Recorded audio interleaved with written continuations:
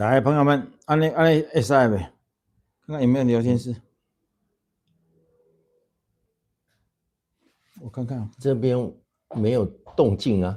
哦，你要操作一下看看。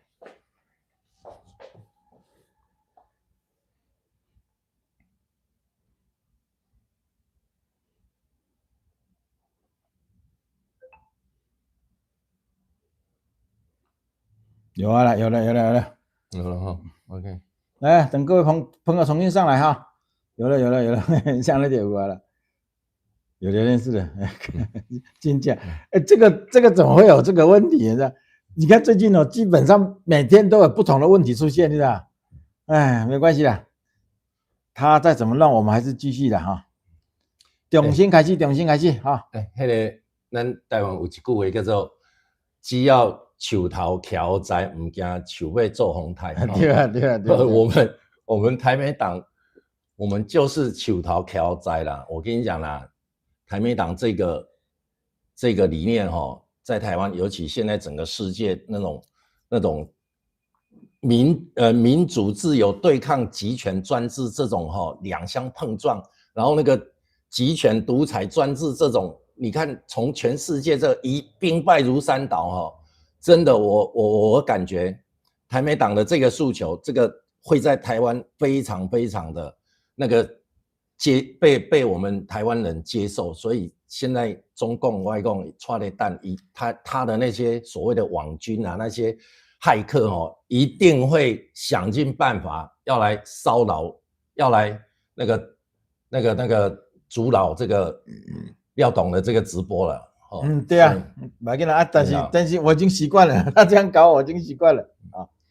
不啦，最近的代志大家也都很清楚了啊，整个世界向右转嘛，对，转得很厉害，所以说今天让人提你来了，我们这个时候做这件事情刚好这个符合时间，所以说我是今非常有嘛，非常有信心的哈。我来回答一下昨天的事情啊，昨天我不是讲了那个，今天我们后置有做一篇那个，就是说，就是属于孙文的那个故事嘛哈。那很多人留言了，其中有一个朋友说，他弟弟是历史系的啦，是历史系的高材生啦，那一直要跟我们一直在反驳这些事了哈。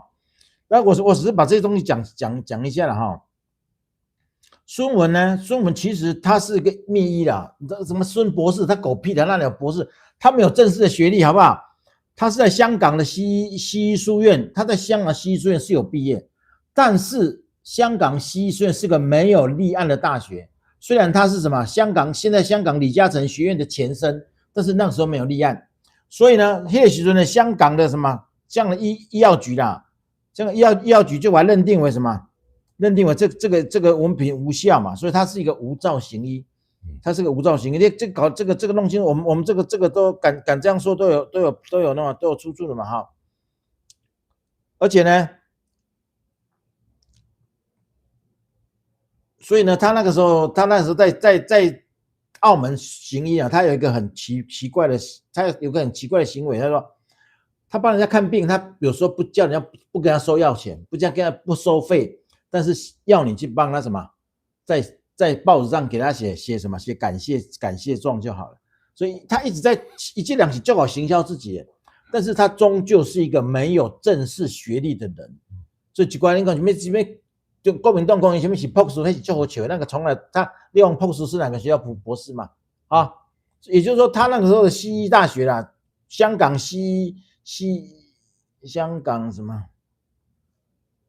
香港西医书院呐，是今天香港大学李嘉诚医学院的前身，可是那个时候还没有立案啊。够共几改，他是有拿毕业证书，可是那个学校是野鸡大学，因为他没有立案，就在野鸡上，所以那个学校只是专门在干嘛，在给他洗学历的大学，因为阿伯立案就开始招生嘛，表就在洗学历嘛，所以说这个什么孙中山的一切行为啦哈，一切行为他是其实慢慢的很多人知道，但是我讲啦。现在很多就某个大学的历史系的学生啦，在跟我们在反驳这些东西啦。我们有给他很好的回复了哈，但是他当然因为我才知道讲，也告诉讲什么人你知道？什么人？讲好就罗志强。我就他居然是这个人的，他说他居然是罗讲是他指导教授啊，难怪他一切都什么，所以我就笑他嘛。我讲基于前心你来看我们节目，我先跟你讲，你明知道历史是一件什么胜利者书写的，全世界历史都是假的，而你用其一生去追求一个假的东西，你居然还没有办法什么从中去分辨哪一段是真的，哪一段是假的，而你看。罗志祥跟你讲话，你都要相信啦。啊，听讲过几两个小时台派啦，啊，台派他干嘛破的？所以台派很多头壳坏掉了哈。这东西我真的，因为我们已经做了一篇10几分钟的那个什么，快20分钟的那个剪辑的一些，这我们讲了说国民党的近代史这些东西嘛哈。为什么我在这边讲？其实陈凯丽他们也反对孙文啦，他们也不愿意说去认孙文为国父嘛。他们只认那一代的人啊，就那一代的什么革命复苏多少，比如说啦，冯花岗72烈士啊，有68个是洪门的啦，72个里面有68个是洪门的，也就是说，其实真正在搞革命的哦，其实洪门出力最多了，没错，因为孙中山那时躲在国外，他一直没有回来，他1895年。广州起义失败之后，他就躲在国外了，他再也没有回来了。直到什么清朝退位，把退位诏书给了当时的中华民国，叫袁世凯的中华民国的时候，他才回来抢什么临时大总统嘛。这短影工作者办啊，我们就说，我才发现原来这么多人，包括历史系的正规的历史系学生都不懂，越是正规的历史系学生，他学的越假。因为被人家灌输，被罗斯祥这种灌输到一切乱七八糟了，所以我就说，所以我一直讲说，历史系的不算大学生哦，不要再丢脸了哈，历史系不要再出来丢脸了。明明你知道历史是胜利者书写的，而你居然把一个假的东西学了一辈子，你都没有想过这么假的东西，我要怎么去追求真的东西？你还在被这些东西，我跟你笑嘛，我不是我笑你嘛。我理工科读册多辛苦，你知道不？我们每天要面对那么新的东西，这实在是那个理工科的东西，那真的是非常非常难的。我打刚刚呢哈，挥汗如雨，读到要死了。结果呢，你们历史系在那边还在那边读人家的假的东西，人家篡改的东西啊，读到尾啊，你读了一辈子都没有办法清醒。啊，光你这种读历史系读到这个，成为一个笑话，哈。好，这个我来讲一下。好。针对我不知道那个孙中山孙文这个事情是怎么引起大家讨论了哈啊，我讲一下复国党从成立一路走来的一个心路历程啊。因为我自己跟金章一样，我们都是在台湾出生长大，我们两个年纪相仿，我们从小就是国民党在台湾从威权这样一党独大这样一路过来。所以后来我跟你讲复国党成立之后，因为复国党主要他的支持者都在大陆跟海外嘛，所以有一次大陆的复国党的同仁跟我讲，他说秘书长，你每次在网络上，不管是你在讲或是在写的文字你都是开口闭口就是国父孙中山、先总统蒋公什么三民主义统一中国。义工你其实你要用另外一个角度看看我们复国党在大陆广大的这个那么多的年轻人支持复国党的这个反共复国这个理念，可是你如果深入去了解他们他们对你讲的这个是有一定的那个不同的意见。那我就问他说，为什么你们会这么认为？他就给我点到了，我也突然就恍然大悟。他说，秘书长，因为你在台湾从小是国民党一党独大，国民党给你的一种是党国教育。我一听，我真的是非常的那个突然，我就非常震惊了。真的呢，我就是从小接受就是国民党给我的，国民党眼中的那个中华民国的党国教育。公开拍那样的，我们也是被国民党洗脑嘛，对吧？所以呢，他们就在大陆的复国党的同仁，他就跟我讲，刚好我们应该今天要从事中华民国这一个框架来作为要推翻中共暴政的这样的一个主张应该是把中华民国跟国民党分开然后把中华民国要回到1911年那个辛亥革命，经过10几次的大家的不断的那种起义革命的那么多的那些牺牲奉献的那些辛亥革命的先贤先烈们，应当是因才是真正的英雄咱要把这个格局拉到这样，而不是国民党给我的那种教育，就是开口闭口就是国父孙中山，刚才所有革命东西孙中山这个人。确实啊，最后第11次武昌起义，辛亥年武昌起义革命的时候，孙文伊嘛无伫台料啊，伊伫海外所以呢，我讲大陆的复国党的同仁跟我这样讲，我真的才如那个天地一声雷啦，把我打醒了。确实，我们都是接受国民党的党国教育。好，那这样想回来。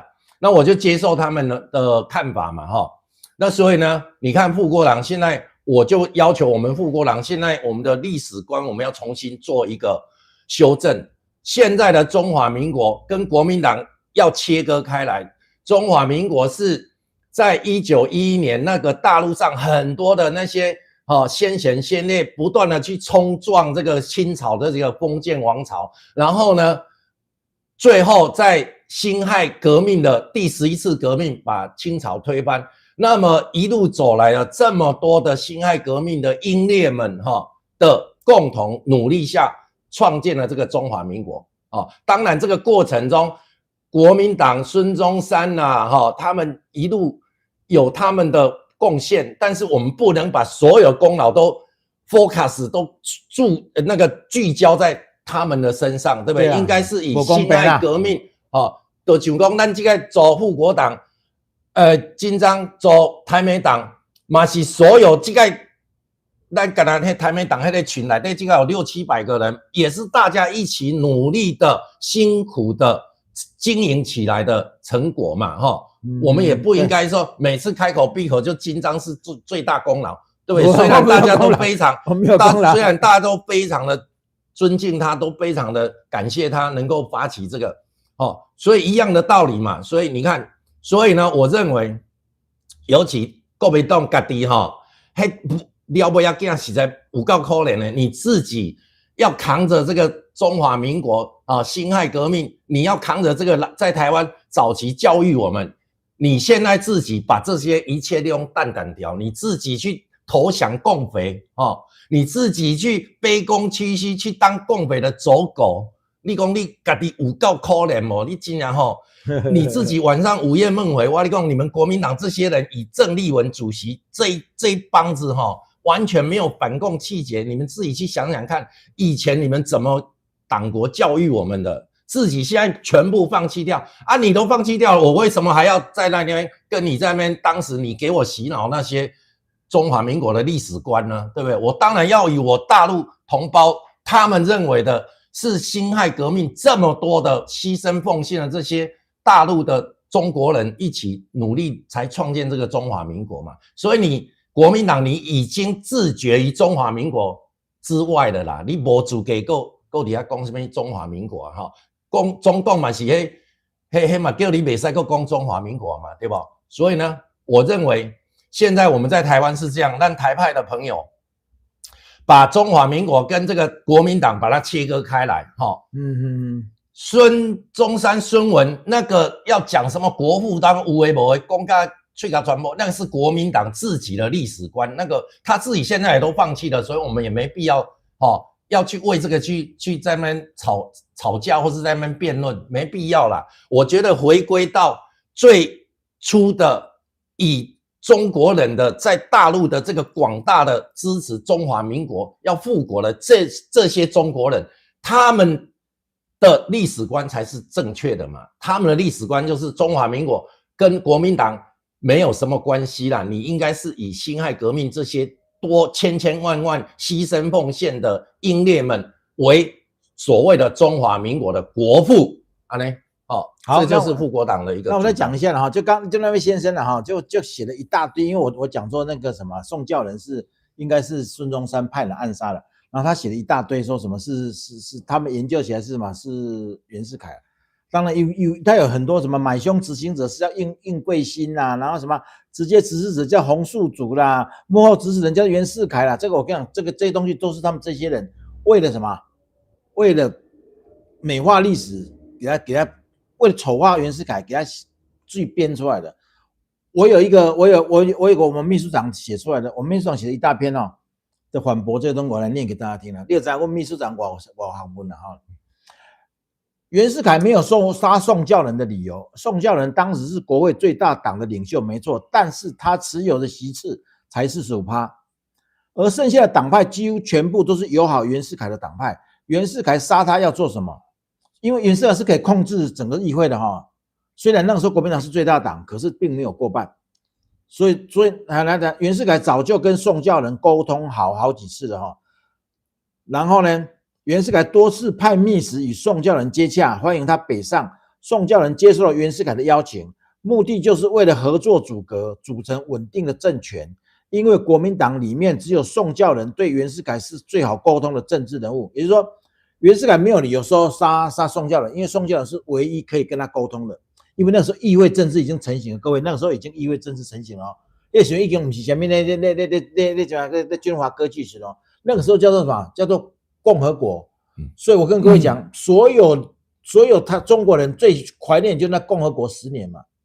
然后后面你看，后面孙中山他们给人家推翻之后，再也没有出过一个什么，一个像那民国10年出了那么多什么胡适啊，那所有的大事辈出了。所以中国人最怀念那一段，也就是中国人最怀念是共和党那一段。所以为什么中国人出了那一段之后再也没有过了？因为孙中山敢讲了哈，把他北伐之后，他也再也没有办法形成一个共和国哈。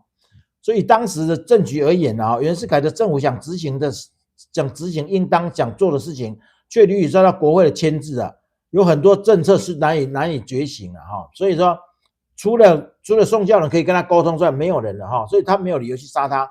好不容易有一个意见领袖宋教仁可以沟通，甚至可以共同阻隔，让政府应该执行的政策可以继续下去。我实在想不出一个理由去杀一个可以合作的人的理由是什么？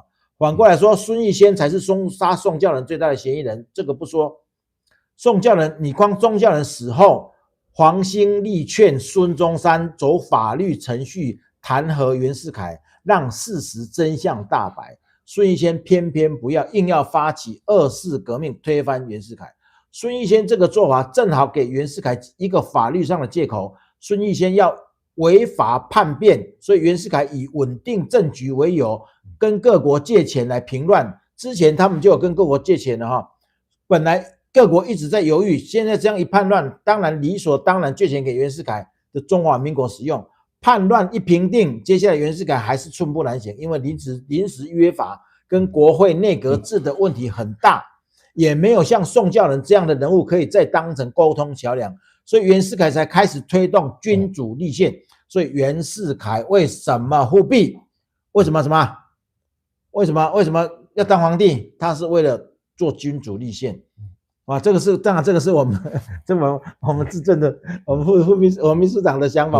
这段我确实我不敢确定了哈。我跟大家交流一下，我觉得很奇怪，为什么我们台派的朋友？我们台美党为什么对这个中华民国的近代史这么有兴趣？大家还要在那边讨论来讨论去，我们根本都不用在乎这一段嘛，对吧？还看来我这边关呢，你还没跟我关呢，真正是因爱来跟复国党来辩论才对啊，对吧？对，这真是复国党的代志。看台美党真正是风马牛不相及，咱是要推动台湾，是咱台湾咱家己。价值观，咱家的历史观，咱是台湾要加入美国，成为美国的联邦，咱都无需要去讨论黑啦。因为就有人他们在辩论这个东西啦，所以我因为他们在辩论说什么，到底宋教仁是袁世凯台啊，是孙中山台啦。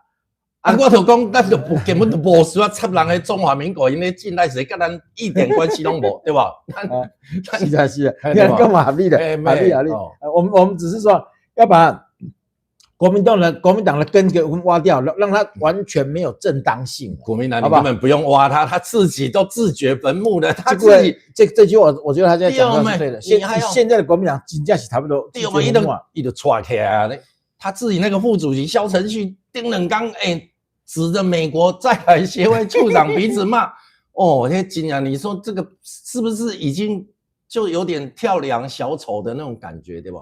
你还动到美国国务院出来说，你国民党这个副主席跟我讲这个，我告诉你哦，萧承不是我们美国在台协会处长叫什么名字？叫古立言古处长，他的职务就是代表美国国务院的国务卿卢比奥的在台湾的代表呢。这个多恐怖啊！这个多大的一个官啊！这个比驻美大使美国驻台湾大使还大呢，他是代表国务卿卢比奥在台湾的代表对啊，他就故意要打脸你国民党啊。AIT 本来就是一个比较特别的，我跟你讲，国民党这种表现，我用他一定斗啊了。现在人家美国肯定是要开始出手了。你这个金素梅，这个当然是美国在幕后有给调查局很多资料嘛。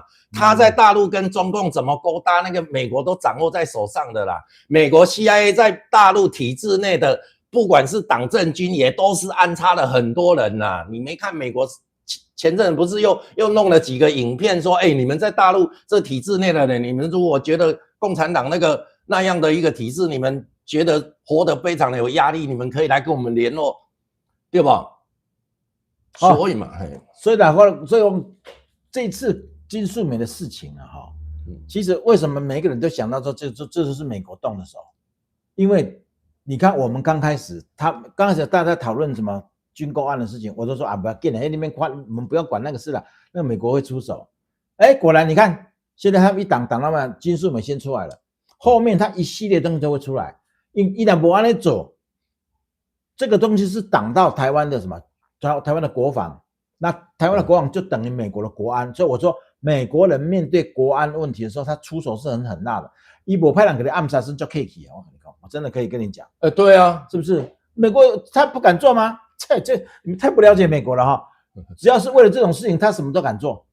所以这些人，我跟你讲，起码也必要来那主席讲国民党慢慢来点花，因为他在这样的高压之下，其实很多人都很害怕。你会慢慢看到这些人开始没声音，慢慢会没有声音的，他们不敢讲，因为知道台湾是谁的嘛，对不对？没错，对，你跟美国呛下去打个破一样前阵子不是那个美国在台协会古处长不是出来讲吗？依照旧金山合约，那个台湾，我现在美国就跟你们讲清楚了，台湾地位未定论，台湾地位未定，美国的出来给你一锤定音啦。那台湾既然地位未定，我跟你讲，现在就有各种不同的可以大家主张了嘛。那既然未定，那我可以加入美国我可以加入美国前两天我也听到有人说，那个现在台湾有一个台美党那我们既然是地位未定那台湾跟澎湖以前是属于日本的那现在高市早苗不是也这个大胜之后，是不是也准备要把日本国家正常化，要把日本的军事武装要重新再发挥起来？那我们可不可以去跟日本讲说，那既然地位未定嘛，你之前是把主权放弃，那可不可以现在主权你再要回去，对不？你看这样是不是各种的选项都有了？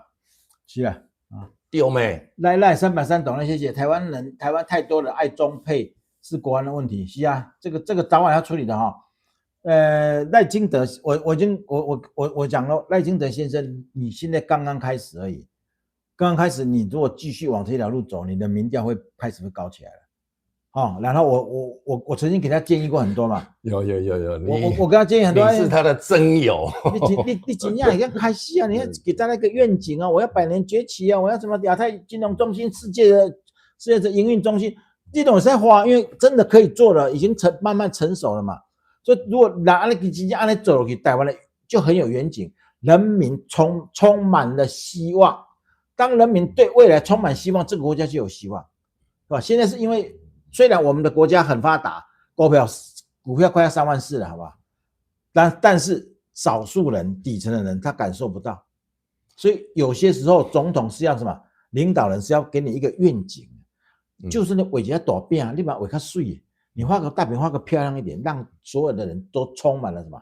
充满了希望，好不好？还有这个霞一平70块懂了，谢谢。廖董烦请告知陈秘书长，脸书之行日月谈天，台海时刻都是中国国营媒体对台宣传大外宣，可以对他们底下留言来说，中国现在经济有多糟糕，晚将他们一军，可以啊，没错，可以，因为我们也感觉到中共现在对台湾的一个宣传工作它真的是非常的加大力度，各种不同的 FB 上的账号都假冒什么台湾人的那种口气，有没有在上面在宣传中共的怎么好？而且我跟大家讲最近因为我一直都是在蓝营这个圈子里，我发现这个圈子很多人弄在揪去厦门旅游那个6天5夜4000块台币我跟你讲，这个我相信我们的调查局、国安局一定也都有掌握这种情况，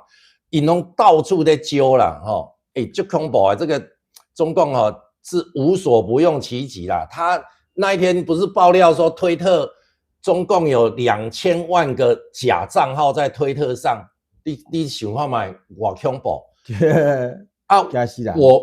我知道那个廖董他们有说啦，就是说因为我们刚刚把那个成立大会的那所有文书资料都送去那个内政部要等那个审核完，不是审核，他那个只是纯参而已，要那个政党证书下来才要开始宣传。其实我是建议啦，这个党是绝对已经就是成立了啦大家，我跟你讲，因为我们台美党跟台湾其他的党又不太一样，我们是有面向美国的那些100万的台美裔的台美人啦，所以我要建议大家，你如果有在那个推特的，就是马斯克的那个 X 那个推特以前叫推特那一个媒体的话，你要上去开始宣传台美党那因为我们复国党长期我们都是海外大陆嘛，他们翻墙出来都是在那个推特那里交流，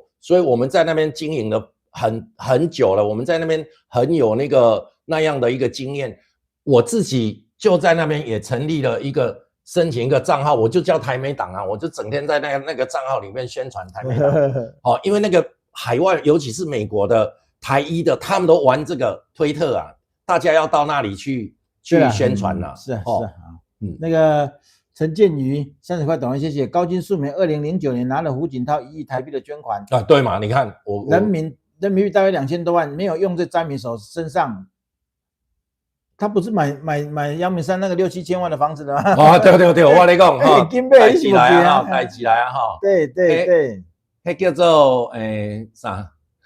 你出来玩出来混你就有一天你一定要还对不？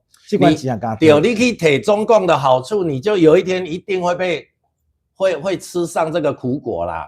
因为你跟中共在干什么，你不要以为人家都不知道啦，人家美国还有我们台湾的情治单位满拢挑干那啥的啦，还启动我记得我以前认识那个调查局的朋友，他跟我说他们办案是这样，他是要养着这个线，你知道不？好比说我已经在查你了，对不对？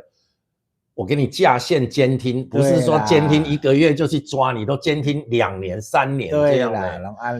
所以那一天有一个情治单位退休的朋友跟我讲，说这个卢秀燕台中起定卢秀燕几动算行，他是不是把那个太平有一块以前是民进党的那个市长做的那一块地是要做给青年住宅的地，他马上就卖给他的那个金主嘛，就那个黑上面建设总泰对不对？因为总泰在那附近盖了一个造镇计划，唯独中间这一块如果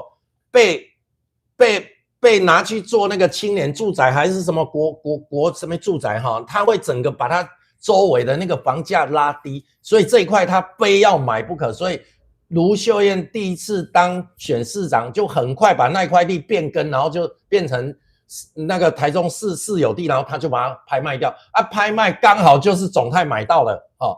所以人家说这个事情，其实有很多人检举的，说人家如果调查局有在侦办这个事情，他也是给你架线那边监听啊。你卢秀燕，我跟你讲，你都看拜托，你真的如果跟总太之间有猫腻哈，你真的有跟他拿了什么好处什么，你说不定被人家监听架线已经好几年，你这个第二任下来，你都抓来蛋了，人家早就已经把那个东西都查差不多了啊。如果真的要这样了，再提供调查局一条线索啦，去查高金素梅他哥哥啦。他哥哥在厦门看他干什么了，去查一下就好了。对啦，我就问你啦，高金素梅哥凭什么？凭什么去管一个很大的工业区呢？对吧？中东豪烟呢？那我就问你啊，他有什么资格啊？他不是靠了他妹妹啊？这个难道没有对价关系吗？啊，可能人家都已经查好了，可能我那以调查局在查这个事情啊，而且查好多年了。其实今天你为什么高金素梅这么惊啊？你看他突然开始哦，人就，但是我看那个动作好恶心，你看。看人家笑脸那一种，这个什么叫他讲啊，叫哇起来啊！你若才几岁查某，你讲哇讲好，但这个他的习惯，你知道，他的，我说我昨天讲他的媚功很厉害嘛，所以很多男人很多人承受不起他的媚功，拍谁啊？够瘾，你老啊，好不好？高金素梅，你给我睡，你蛮老啊，好不好？不要再用这一套，很恶心。我们这个内行人一看上又来了，对吧？那个什么那个。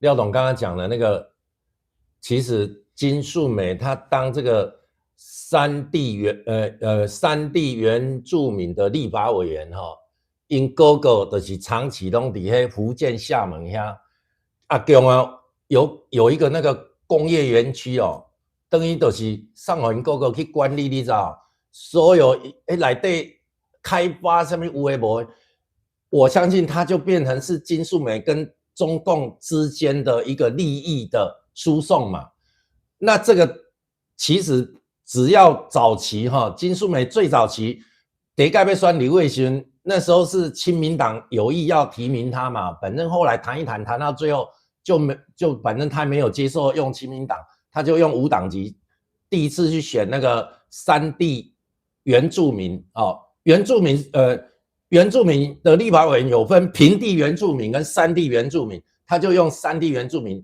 这个代表去算，然后就当选了，对吧？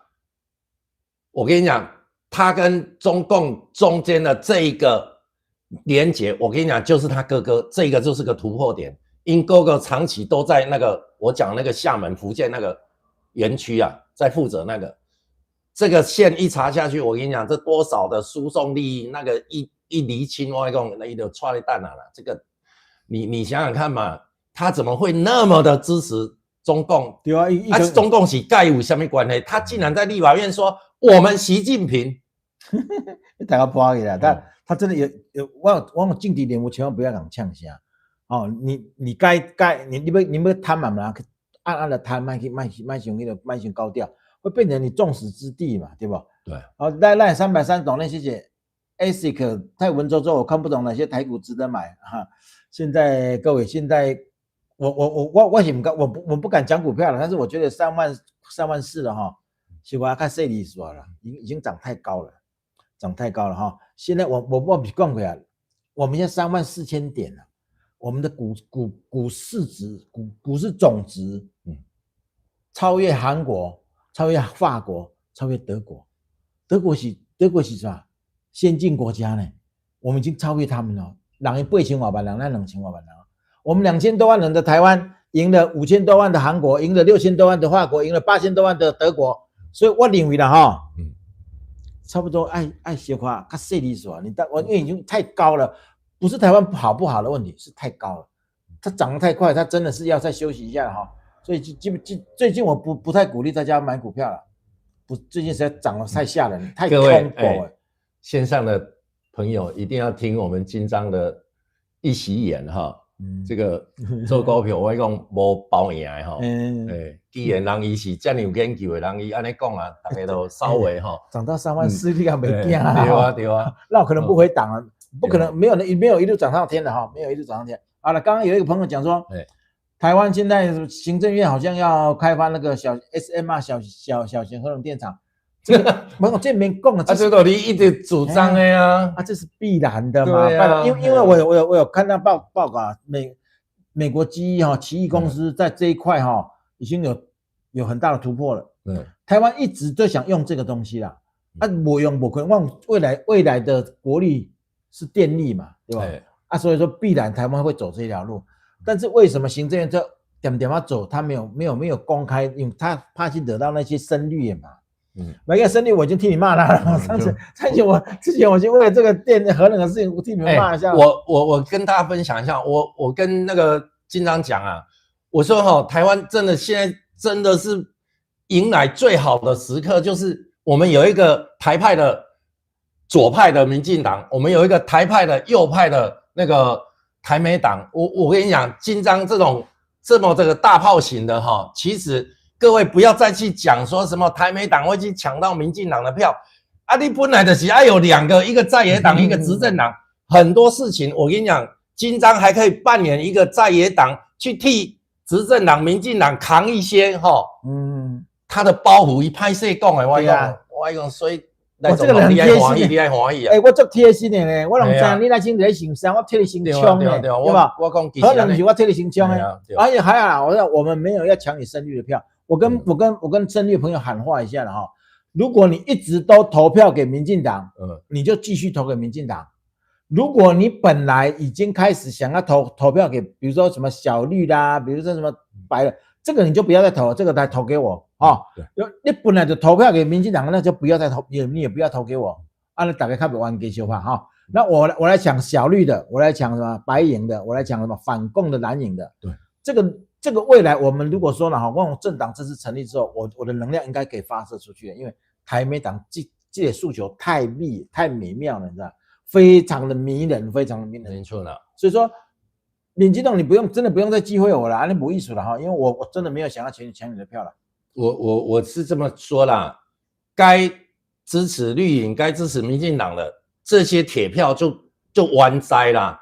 台美党它可以去整合很多比较中间有理的那种台派的票然后他可以用这个台美的这个诉求，还有复国党是台美党的兄弟党，对吧？我们可以在蓝营的，我们把这些蓝营本来就都非常喜欢美国嘛，因为子女都嘛是往美国跑，我跟你辛苦比偌济那个蓝营的朋友，对吧？因为弄比美国在申请那个绿卡的很普遍啊，我们把这些票把凝聚起来，我们投注在台美这边，所以我跟你讲啦，这样台湾就是要走一个执政党台派的左派，一个在野党台派的右派，我觉得这个对台湾才是真的有利的未来的政党政治的发展啦。那现在会去骂金章骂那个台美党，我跟你讲，就是绿营原先边啊遐里当的小党，你知道，他们讲起来就很吃味嘛，对吧？因为你看他们玩一玩到上一次的2024那个立委全部都没过3%，中斗啊，所以台美党是可以把这些的台派的票给它整合起来啊，大家乐观其成啊，这个才是我们的目标啦，这个才是我们的目标了哈。对了，不过啦，我刚讲那个什么 SMR 啦，其实马斯克现在要做什么，你知道？马斯克他要发射几百万颗彗星，然后什么把那个太阳能板放在太空里，然后把他的什么运算中心都放在太空里。这是马斯克的所以说未来地球的再给地球一段时间了哈，的发展了，可能未来什么核融合嘛，还有太空的那个什么，因为太空没有阴天啊，太空永远都是都是那个啊，所以这款代志。可人类的未来的生活真的是会翻天覆地的改变了。我有些东西都看了都不知道怎么去人要怎么去自处，因为在未来的世界，你确实你找不到自己的价值，连我喊你我让你利用我的，你就连利用的价值都没有。所以我说哈，其实人类的那个发展，它不是这样一条缓慢的往上成长，它是一个台阶式的，它是用跳跃式的。所以从2026年开始，我进行跟经常的节目，我都一直讲，时代在变，潮流在变，咱的思维它是跳跃式的，我们要再跳一个台阶了，不要再去墨守成规，过去那种蓝绿在台湾那个政治的那个思维我们要要把格局往整个世界看。你看，从美国这个川普再次当选，整个美国嘛是翻天覆地的改变，对吧？以前那个左派民主党跟美国不噶18连凳，你看川普一上来，那个就跳跃式的，整个就是思维都改变嘛。川普不是讲吗？以前你拢甲迄集权共产国家底下的七七吵吵，对吧？还在那边搞那个模糊空间。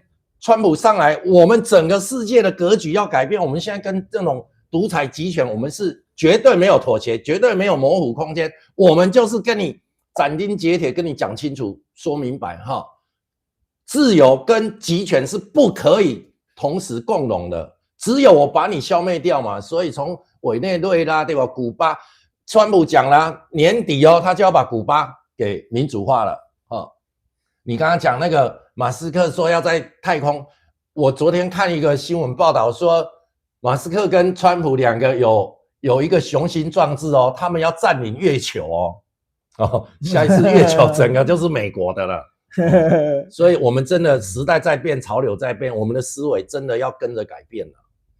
月球本来就是什么？是什么？它不是自然形成的，它是被某个文明给它放在那里的。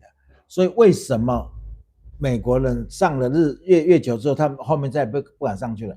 月球永远都是同一面对着地球嘛，所以其实月球的后面有很多外星人的活动，这个只要上过月球人都知道。但是川普不是一直想要公布外星人的存在吗？对，他一直想公布，他有啊，但是他的国家安全局一直不让他公布，真的是有外星人啊，真的有啦美国都拥有那个大部分都在飞船。都在月亮上啦，对，因为本来就是它的中继站，这个没有，我讲，咱这个节目我要大家知影讲，时代行较多呀，不能再用我们对，我们看到的东西，我眼见为凭，世界上已经没有什么眼见为凭这个事情了，因为世界上是你要用你没有看到的东西，你可以用推理出来嘛，所有的东西都是推理出来的，我们人类能看到的东西，看到宇宙东西不到1/1000啦。所以不能用你只看到1/1000来推敲这个世界，你会在世界你会变成无知，所以所有东西都是推敲出来的，不要再说我眼见为凭了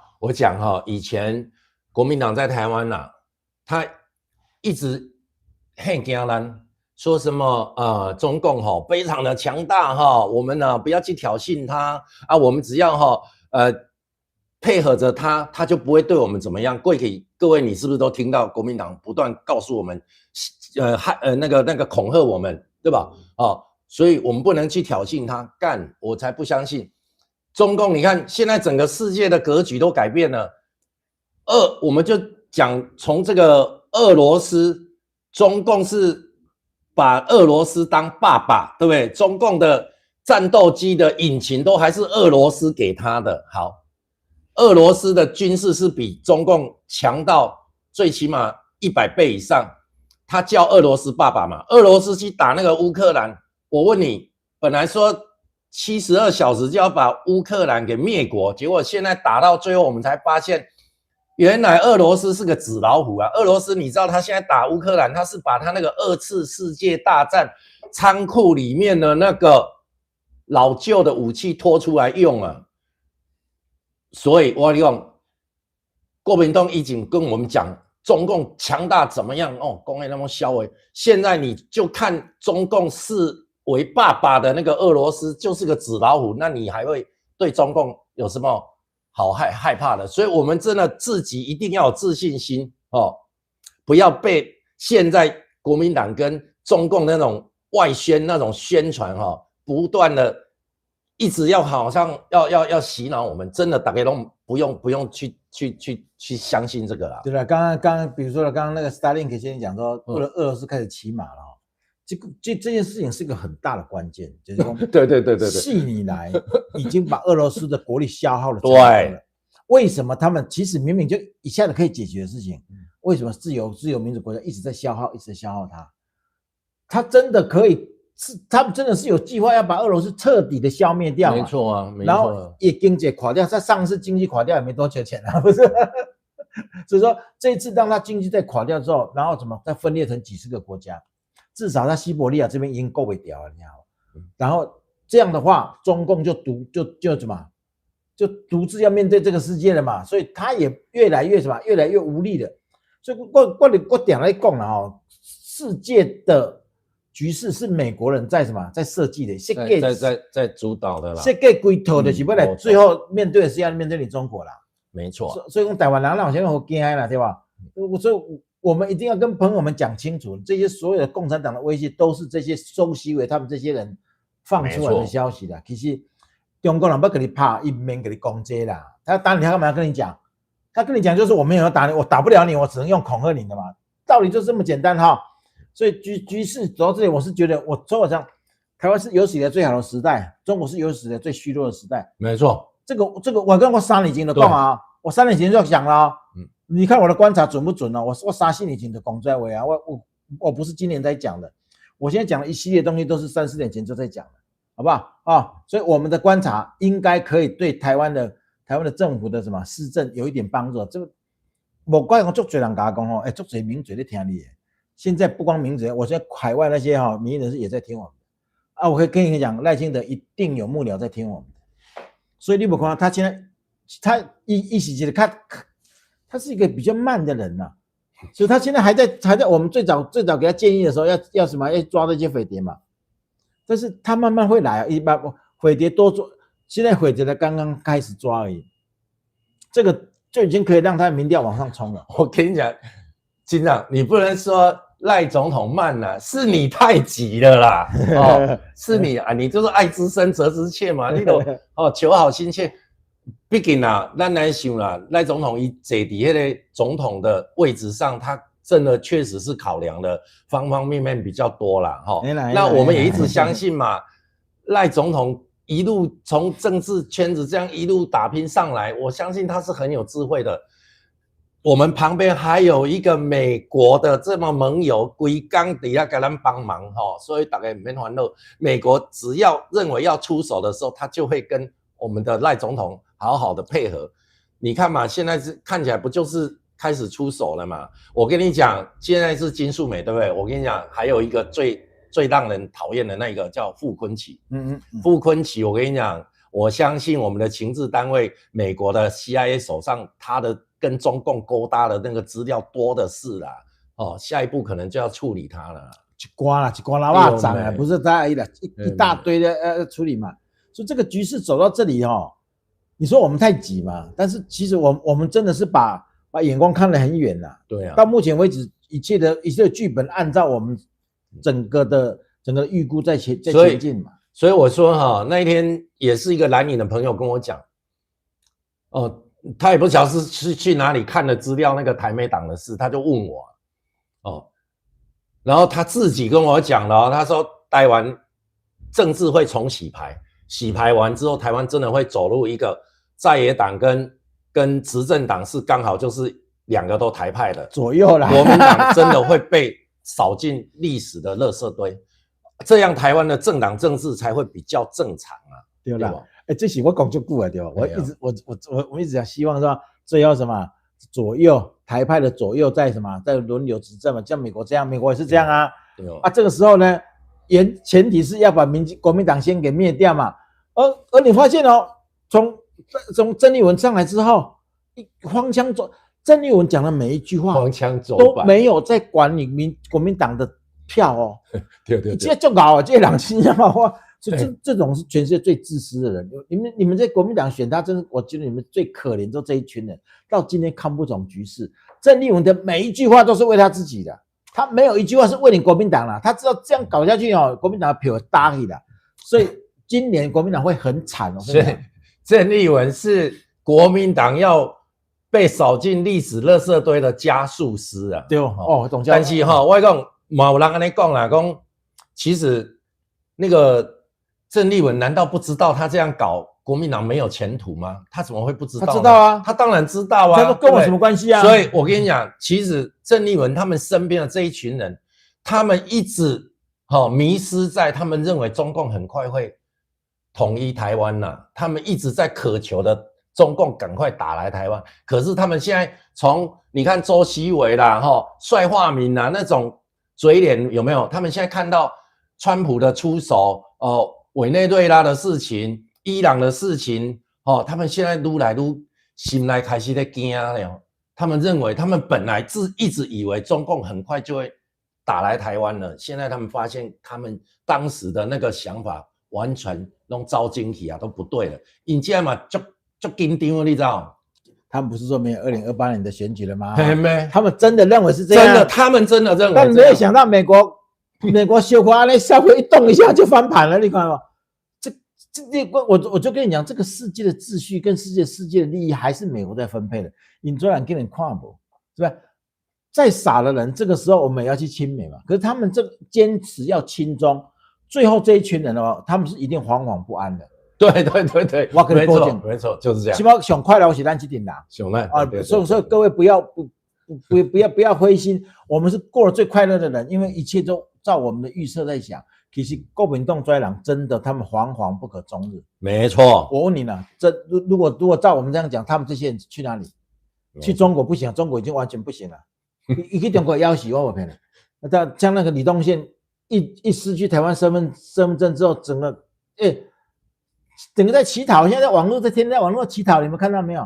失去利用价值的台湾人在中国是非常惨的，而这一群人未来留在台湾也不是，去中国也不是，因为台湾已经知道美国要收回去了嘛。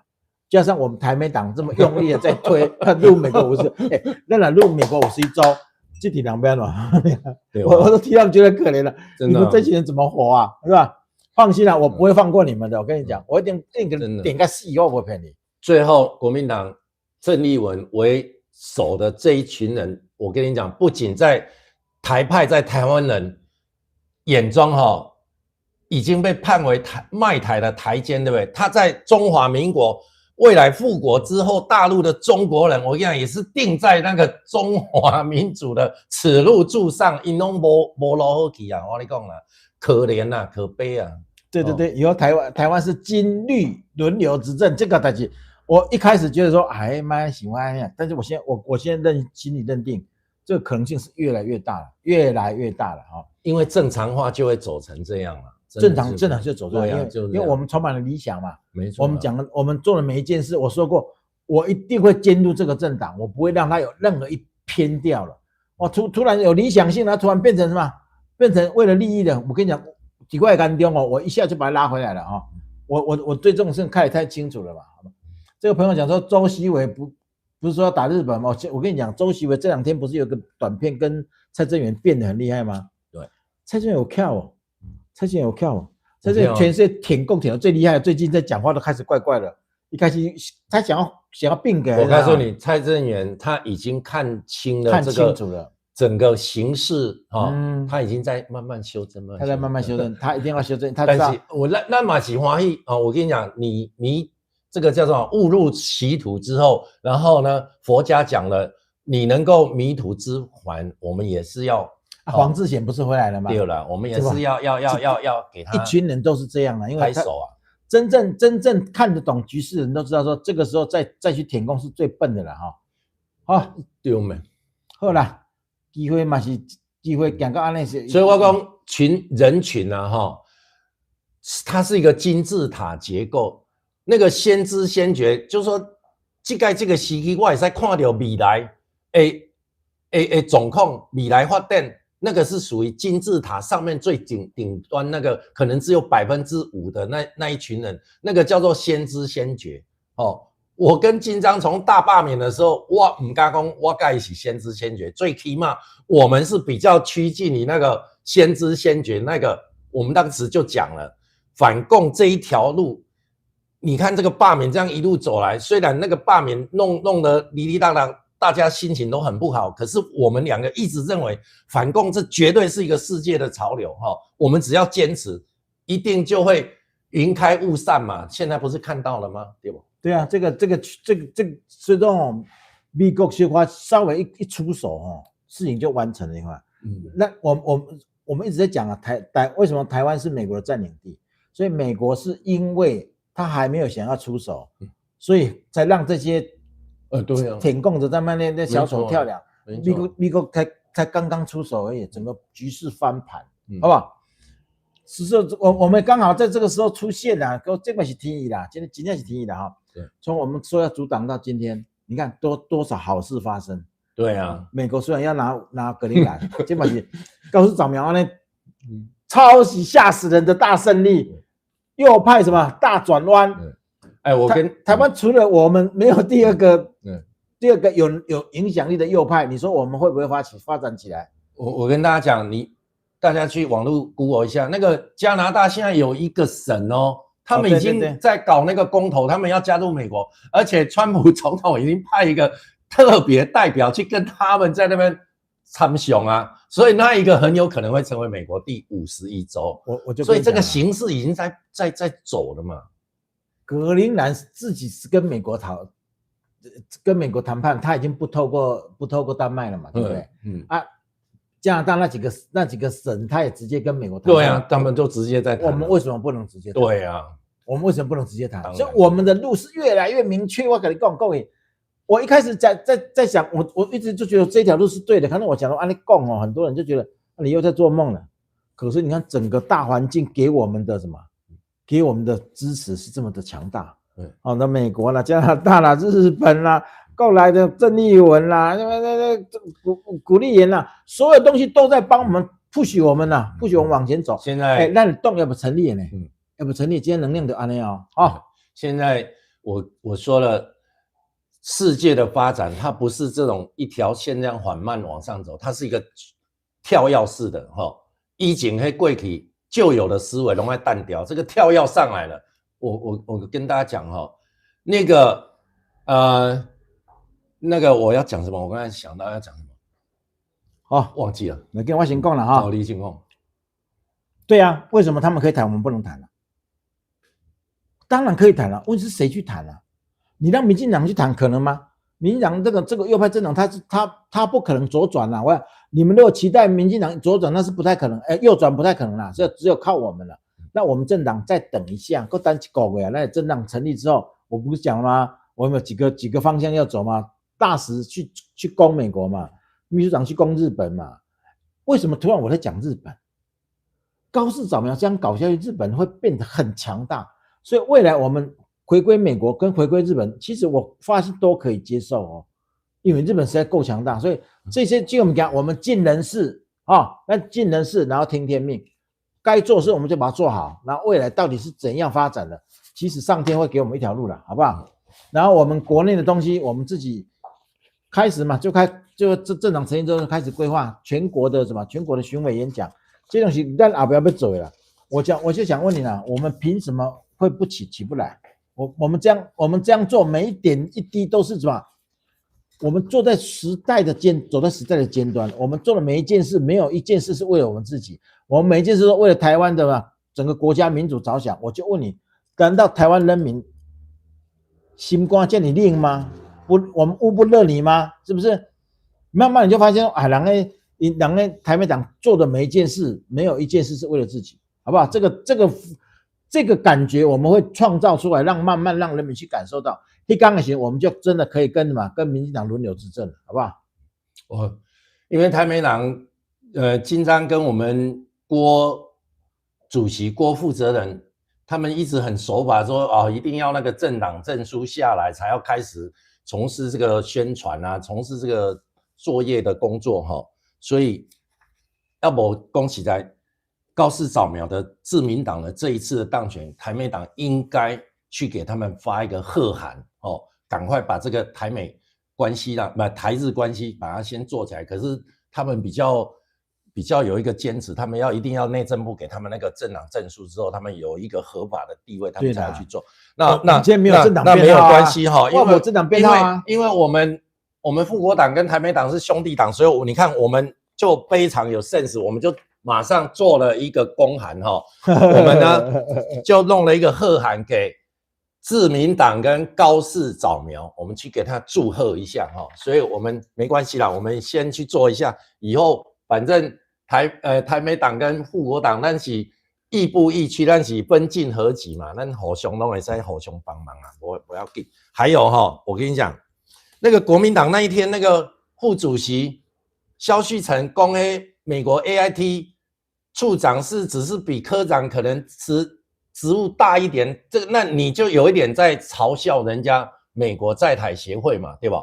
所以呢，我们在美国的一个我们复国党的干部，因为他在美国，他比较清楚美国的法律，他说美国的司法部有一个法令就是说你如果是一个外国的，不管是团体、个人或是党派，你在美国，你如果在美国有设一个点你在从事这个政治工作，你是要去按他那个法律，就叫做政治代理人法律，要去登记你如果没有去登记你去替好比说替中共或是替俄罗斯去游说干什么，你这是违法的所以那个是你看前阵子有在美国的那个华人去替中共在那边起起吵吵，说蔡英文去美国访问，他去给他监控什么被抓到有没有？最近有一个案例嘛，他就没有去登记他是中共的那个政治代理人的这样一个身份，然后被抓还被判刑所以他们跟我们讲说，国民党在华盛顿有设一个国民党自己的办事处，他说秘书长，你们要给 AIT 去一个函，去跟 AIT 讲。国民党现在已经完全都投共了，对不对？完全投降共匪，所以我们合理的怀疑，他在华盛顿设的那个国民党的办事处呢，是不是有作为中共在美国的一个代理人，就等于是中共代理人这种嫌疑啦？收集情报，对，收集情报，有没有在用国民党的这个身份，在替中共做一些关系？你要赶快去跟 AIT 表达这个。意见，然后让美国请 AIT 转达给美国司法部去查看看，说不定就能查到他没有去登记他是中共代理人。那问题又来了，他如果是真的是在替中共做一些有的没的，对吧？他也不敢去登记他是中共代理人他不一登记下去，不是自己此地无银300两，不是自己跟所有台湾人讲我就是中共的代理人，对吧？所以呢他就变得很两难了，然后中共一定会叫他在华盛顿一定会去做一点事情嘛，对了，一定会，对吧？他们现在已经是如胶似漆的吧，完全就国民党说难听点就是中国共产党在台湾的支部嘛，所以我们也做了一个公函，我们去给 AIT 去给 AIT 做一个这样的一个的建议所以我讲。郭屏东有可能抓了蛋他在那个华盛顿的那个办事处有可能会下一次。那美国不是要修理国民党吗？这个也是一个好方法对吧？对，我刚刚讲说要联络日本其实我顶该有讲一件代，你可能没记得什么？之前有一个日本的一个团体他们是一个医生团体，在日本生根了很多年，他们来往的都是国会议员这些人然后之前他有派一个人来我这里嘛。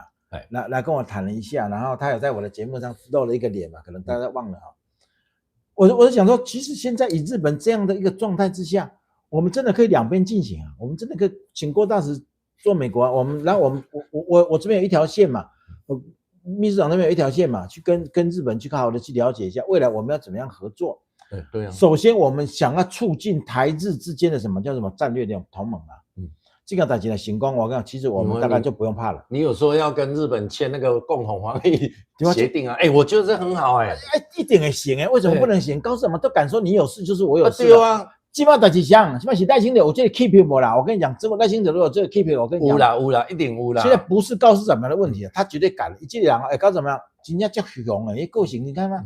一个女生好不容易选上了她拿自己的整个位置来赌这个国运然后日本最爱赌国运，每一届一赌国运都成功。金长，我跟你讲，赖总统人有在走，你看高市早苗自民党因为投票的前夕，赖清德是派台积电董事长去封门讲，我要来给你投资在做什么？哇，你家己伫咧节目里嘛有讲啊，对吧？赖清德有在做代志，人也在跟日本配合，所以你讲那个台湾日本签那个共同防御协定，我觉得这个是可行的，一定可行的，那签下去一定按那做。日本这个被高市长又要把日本国家正常化，要把他们的军事武装要整个把它 T up 起来。那我跟你讲啊，该又签这个共同防御协定啊，中共你都斗啊。高市长如果能够跟台湾签这个，我想他日本国内的声望会再更高一点，因为你不能台日之间的民间友谊，中国人不懂啦，我们台湾人跟日本真的关系非常好，所以高市长为什么敢这样讲？因为他也符合一般人民的期待嘛，他也符合台湾人的期待嘛。然后我都已经2/3，超过2/3了，不到3/4了呢。他几乎要达到3/4了，我还怕什么？不过他现在如果跟那个维新党加起来有3/4了，对啊，4/3国会是多恐怖，你知道？可以为所欲为啊，你知道吗？他可以修宪呢，他修宪而已哦，青菜你啊，他一定会修啊，我敢跟你宣战了呢。对啊，所以说这个时候台湾应该爱掌握这个优势啊，赶快你干嘛？只要台湾跟日本签的共同防御条约，共会要绝对不敢怕，绝对不敢了。现在就是因为大家还在模糊嘛。到底我中国打你的话，日本会不会来？美国会不会？当然我们知道日本、美国都会来。中国很多人在期待说，我如果打你的话，你如果不会来，然后我就赚到了，对不对？但是我们只有一句话就可以什么杜绝这个战争，说我们就是同盟国，而且本来就是最便宜、最廉价的一个的一个什么避战的方式嘛。所以我们这样，所以。到底这个事情要不要需不需要我们民间去推动了？所以我建议台美党跟复国党，我们也喊出一句叫做“日本有事就是台湾有事”啊！这问题你给画，对吧？对吧？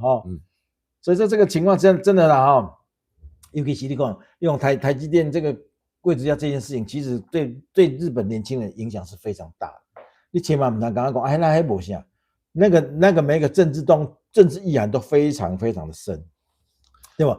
我台湾做2奈米，你比不能做3奈米啊？不要说你只差我去看秒，你比美国还高啊！美国现在那个厂在做什么？做5奈米美国现在都还没有3奈米的厂。我先把说，我海外第一个3奈米厂在日本各位，你敢想我这个代志有没有多么奇妙？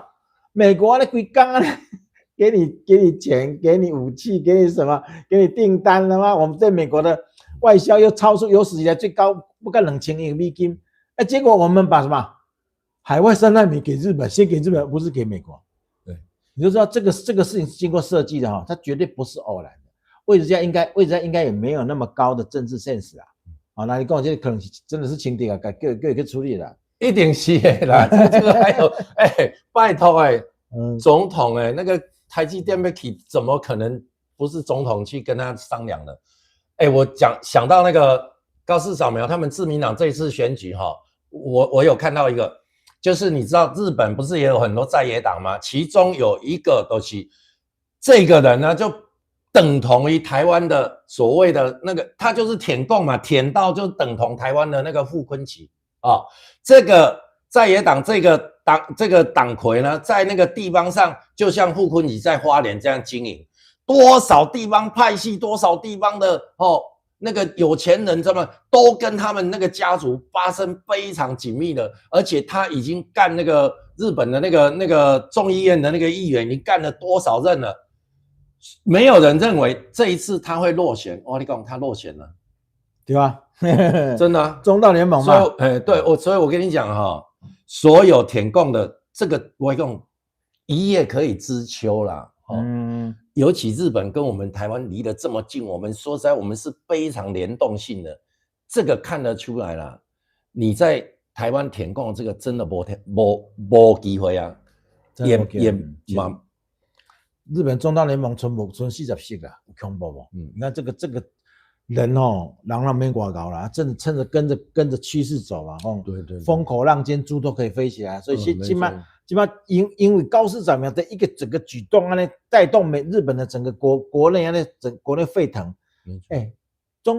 中道联盟减100席呢，哇恐怖！没错。所以趋势是，所以台湾如果说这把会个多啊，小啊多小开哦，今年搞不好会冰盘个。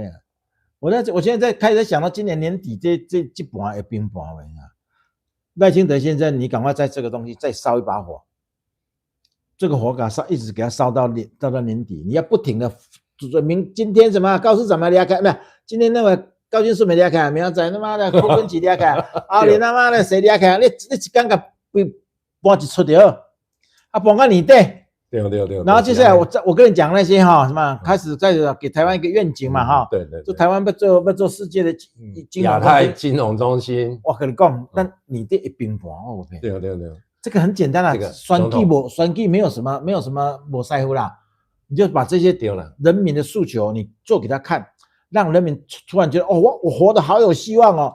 我就缺这个嘛，就是我明天要成为世界的什么世界最顶尖的国家对吧？啊，无百年崛起在讲假哦。我感觉有时候感觉我说搞的呢，我那3年4年前在讲百年崛起啊，到起码真正到现在政论节目还没有一个人敢讲哦。起码我来讲，我来讲哦。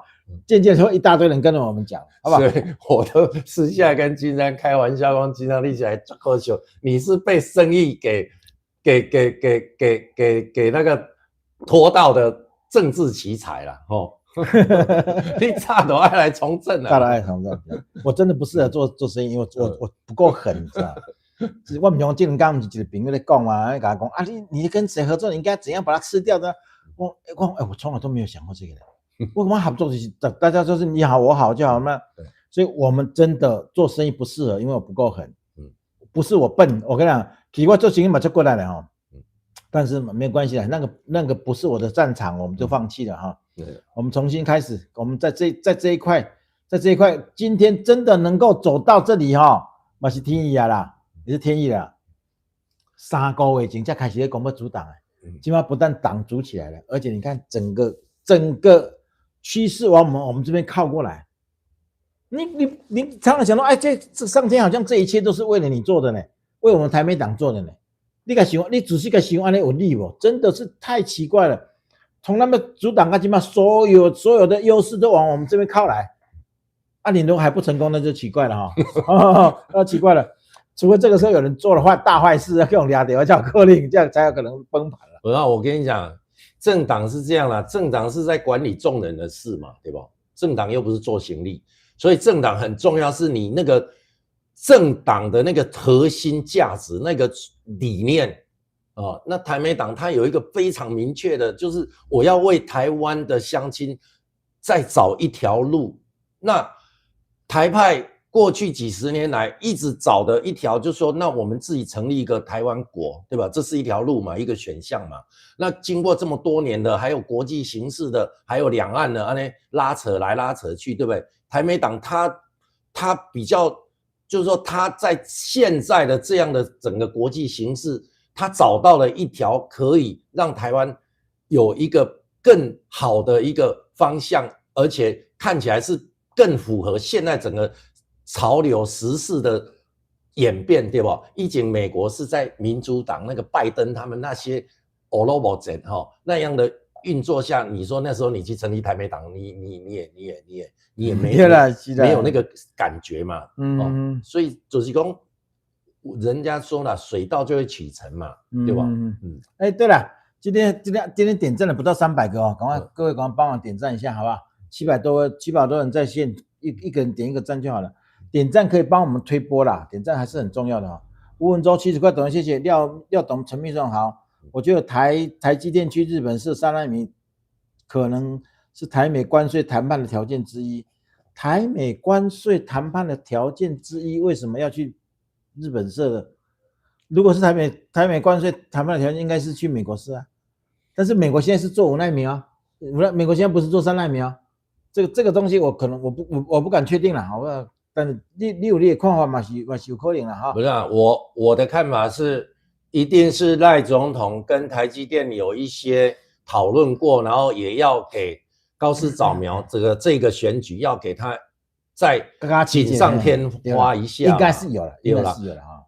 人家都有在做这个选情分析嘛，对吧？当然这时阵要去再给他加一把火嘛。如果连这一点都做不到，那就太差了，应该没有那么差了。我绝对相信世代总统的英明的睿智的是的决定，是的，大概都是按那决定就对了。好了，这样决定对了，把这个功劳先归给赖清德先生，好不好？没错。Crystal 75块懂了，谢谢。国民党统治时代，台湾学生要读国父思想、孙大炮思想，共产党统治下，中共国人民要读毛语录、习语录。原来国共本来就一家啊，国共本来就一家亲啊，他不是一家亲，他是真的一家人啊。不是跟你讲了吗？当时他们在什么，在黄埔的时候，他们在黄埔就是全部都是黄埔，就是苏联给的钱、给的武器、给的技术，然后培养了毛泽东加什么周恩来、这点人、叶挺他们这些全部都是是吧？黄埔区要培养出来嘛，所以是一家人，然后分成两边嘛，一个国民党，一个共产党嘛，最后你打得死去活来嘛。但是他们现在这些国民党人还是要回去开什么黄埔同学会、拜学会。我最终还是认为我跟共产党才是兄弟才是一家人我跟你台湾是不搭嘎。所以这些退将，为什么我们最后要处理退将？我们当然我执政我要第一个处理退将，因为这个才是人民的公义嘛。豢狼拿着台湾的什么？台湾养你，然后你第一个背叛台湾，你回去认贼作父。你当年被他打了屁股尿了躲到台湾，现在要回去认贼作父，这对台湾人讲太不公平。可是我们台湾人居然没有，但台湾人好像没有形成一种同仇敌忾台湾人那也叫善良，我就想不了，我真的想不懂台湾人为什么善良到这个地步，居然没有一股很大力量说，我至少像这样我要先断他的什么，断退休金。我跟你讲，你要给他断退休金，打个拐又有了，我不骗你，这个都不敢做，那怎么办呢？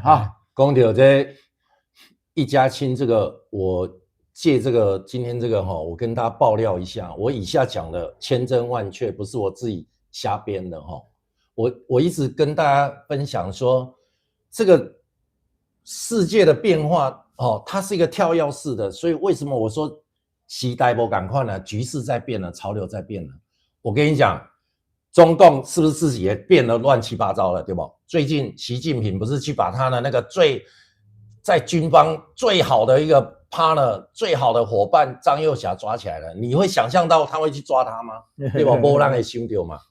我跟你讲，这个是这样，因为张幼霞是红二代，中共内底有一大群红二代以什么这个邓小平因囝叫邓朴方，那个刘少奇因囝叫做刘源，那个进前总书记有一个叫做胡耀邦的囝叫做胡德平，因这阵呢，因嘛是去习近平母甲18年等对不？所以我讲人是这样嘛，当你被虐待过的时候，你就会思考我现在这样到底应不应该，还是说我这样继续要不要？所以他们就是被习近平把他们本来是习近平也是红二代，因拢是咱大家人拢坐踮遐分赃嘛，大家共同享受这个红色权贵在大陆上搜刮这些10几亿中国人的民脂民膏，本来是安尼嘛，结果习近平不是啊，伊讲迄拢一切拢是我的，恁这红二代拢甲我去边啊等所以他们这些人最近他们有组织了一个秘密的小组，他们感受到共产党这套叫做集权专制这套行不下去啊啦，咱若搁安尼算你看习近平安尼母甲安尼我讲咱伫海外唱遐尼济钱，有一天咱真正去习近平母甲拢无去，所以他们最近他们有这个秘密的小组有讨论过一次秘密的会议，他们真的跟我们富国党的也是大陆出来那个袁宏斌袁教授袁宏斌是我们富国党的思想导师嘛，他们以前他们在大陆就都是好朋友嘛，他们有开了一个会，就是说那共产党这头既然升不下去你别算没咱要怎算过来要怎算对吧？共产党解体之后要怎算，他们有决定了，就是说我们要把我们父辈，因为这些红二代的父辈周恩来、刘少奇他们以前都是黄埔军校在黄埔军校的时候的国家就叫中华民国所以他们说也无安尼啦。想来想去，咱的父辈嘛是拢黄埔出来啊。那我们就中共这体制结束之后，我们就恢复中华民国啊，我们就走宪政体制好了啦。那我们去跟袁宏斌、跟台湾的那个复国党，我们跟他们结盟啊。我们一起来推这个。那未来中华民国是咱大家扶起来嘛，最起码你莫讲清算，甲阮清算，甲阮一仙钱拢无嘛，对吧？咱总是来好改啊，对不？我跟你讲，这个氛围在形成，就在往这个方向做。所以台湾家这些所谓的退将以为说他们什么黄埔要到大陆去跟共产党黄埔，人家都已经要中华民国了，你们还在这边要去投共？你说人家自己红二代都已经认为他们以前黄埔是中华民国，他们要恢复中华民国，结果你们台湾这些退将去跟中共磕头，说我把中华民国丢掉，我来参加你，你不是神经呢？对吧？我今天是听到一个消息啊，但不知道，但是公说大概确切啦，它不一定是真的啦。他说胡春华紧急的从北京跑出来了，然后逃到哪里去？你知道？逃到什么云南去了？然后呢，南部军区听说要拥立胡春华另立党中央，有可能啊，真的有可能。这有可能不？因为他们现在内部乱成一团了。我跟你讲了，我一直就跟各位讲过了，云南这一块是最后未来的反共基地啊。对啊，我以前在中国的时候认识一个叫做什么？我忘了这样讲那个，就那也是跟蔡霞一样是党校的那个什么党校老师。对。他不是他最后被抓了嘛？他以前在我们群里就很活跃嘛。他被抓的原因是他居然从云南进口了一批武器进中国，他要武装革命，结果武器还没拿到就被抓了。现在整个形势已经乱成一团糟，什么都可能发生。就是云南，我跟你讲，你相信我，中国如果要武装革命，就应该一定从那里啦，那里是一个破口嘛。所以。也许是真的看看大家进还有各位，我刚刚以上讲这个就是一个趋势在往前走。那金章刚才讲那，你想想看这些红二代当他们发现共产党这一套生美的体料，他们也被逼得不得不去往宪政这一条路去走嘛，因为这个才会是他们应该的后代子孙靠保障嘛，对吧？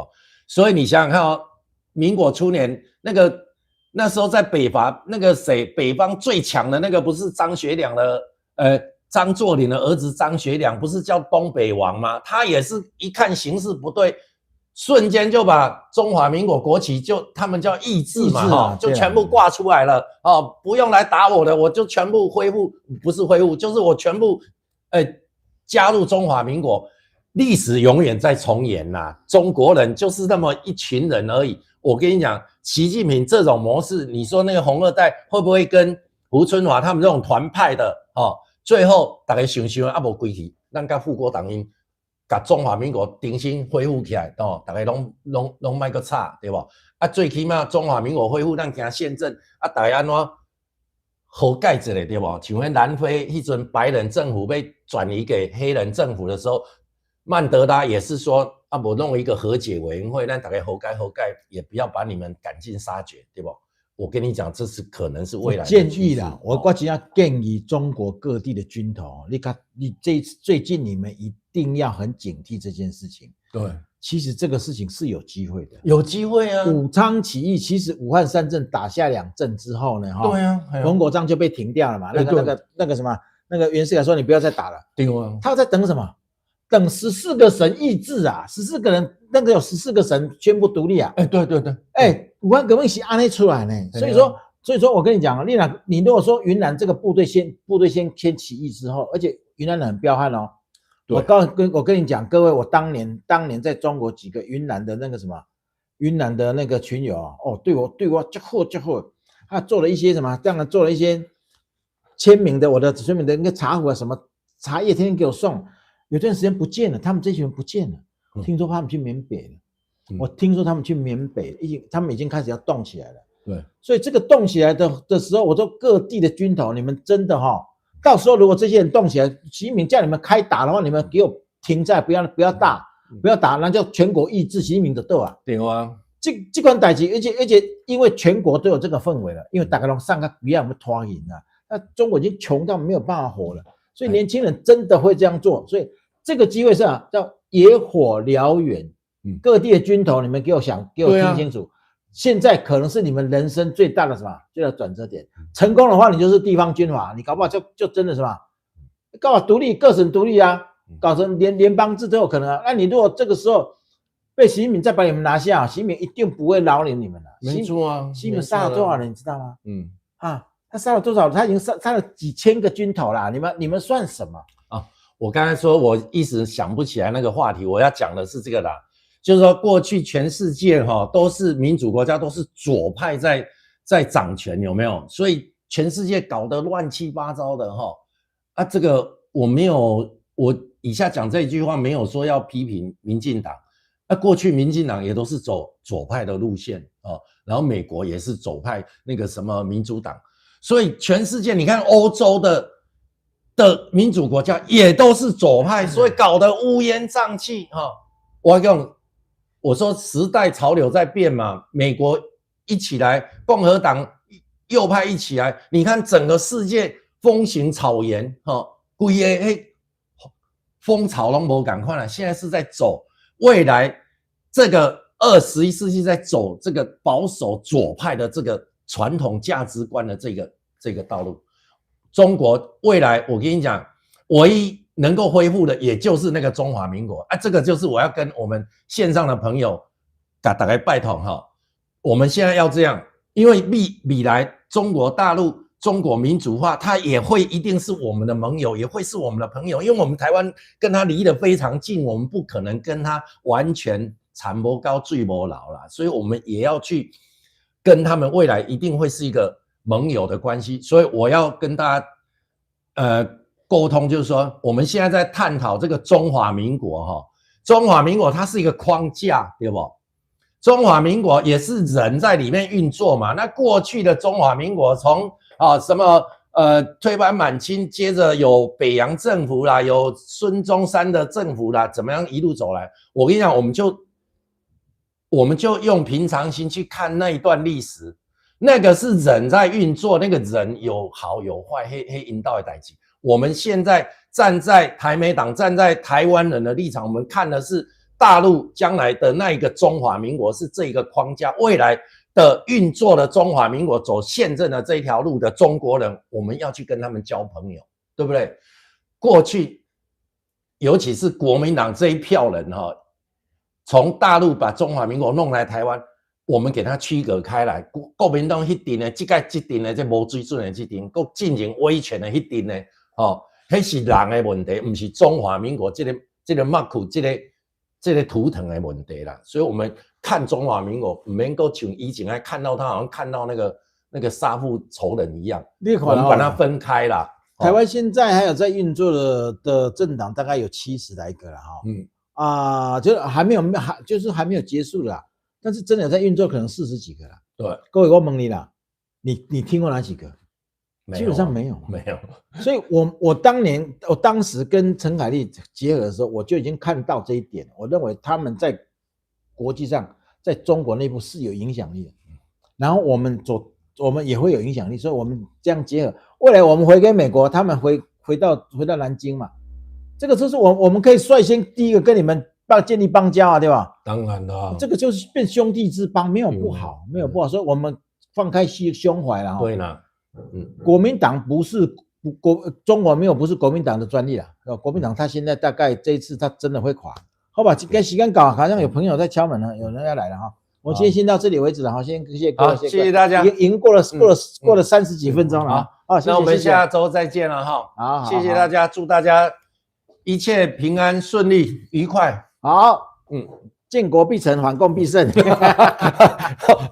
廖董讲这句话，我实在太高兴了。